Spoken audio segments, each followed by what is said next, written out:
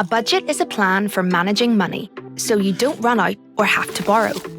Every budget has 3 parts: income, savings, and expenses. Say you're earning £200 a month from a part-time job. You have £200 income, or money coming in. To create a budget, you'll split that £200 between your savings and your expenses, which is your spending on needs and wants. Experts say to budget 50% of your income on needs, 30% on wants, and 20% on savings. As a teen, budgeting to spend half of your income on needs might be too much if your food and bills are covered by your parents.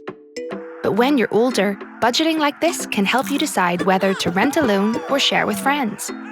Once you've covered needs, put money into your savings. Get in the habit of saving before spending. What you have left is the 30% for wants. From a £200 income, that's £60 to spend on things like entertainment, shopping, or giving to charity. Budgeting 50-30-20 is a great starting point, but your budget will be unique to you, reflecting your financial situation and what you value. It should also be flexible.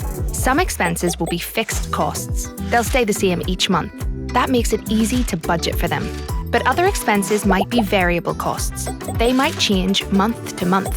So your budget needs to leave room for these. Whatever your income, remember you need to have a balanced budget. Your spending and savings shouldn't be more than you earn.